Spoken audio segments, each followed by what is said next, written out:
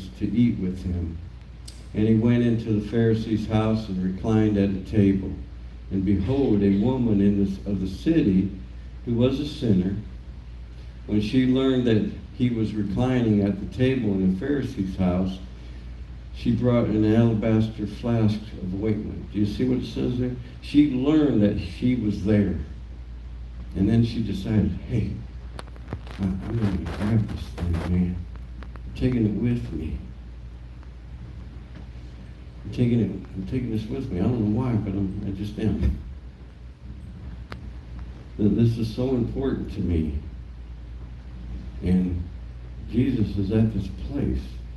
And see, in those times, man, when they did dinners in the city, right? They didn't have the windows like we have. There was no glass there. There may have been some shutters. But anybody walking by who heard the dinner party, the door was open. You could walk in there. Or you could peer in there. So Pharisee, right? The stories before this we've talked about, man, past couple of Sundays. And everybody wants to have dinner with Jesus. Everybody wants to invite him in because of who he is, man, what we've heard about, what he's done. The possibility of getting to know him. And when she learned that he was reclining at the table in the Pharisee's house, brought an alabaster flask of ointment. See, in our day, we sit down at a chair at a table. And in that day, they reclined.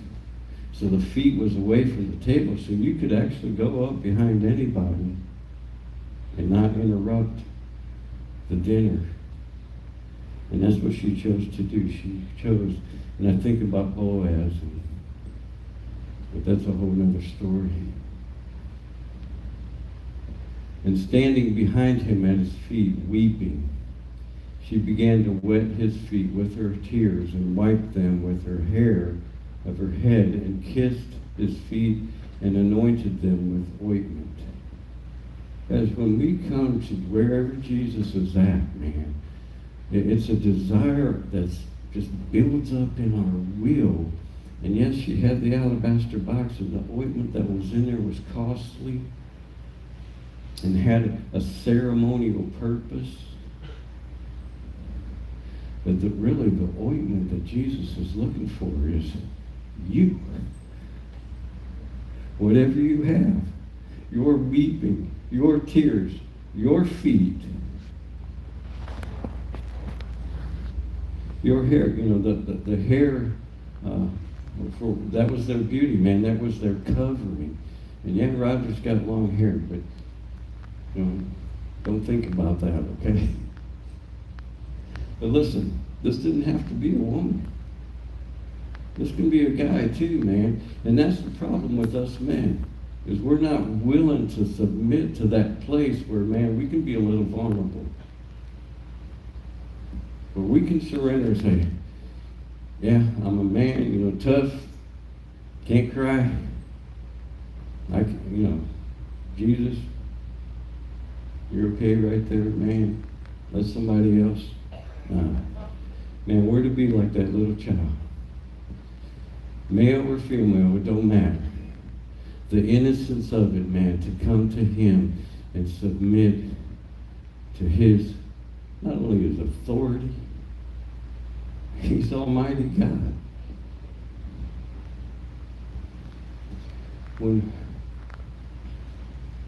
Listen, guys, there's nothing wrong with saying I love Jesus. It said that real men love Jesus.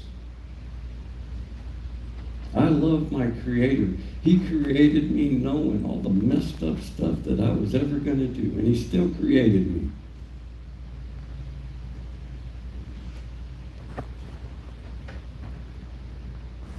She kissed his feet and anointed them with the ointment.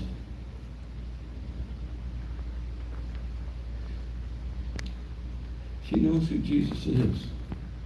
Now when the Pharisee who had invited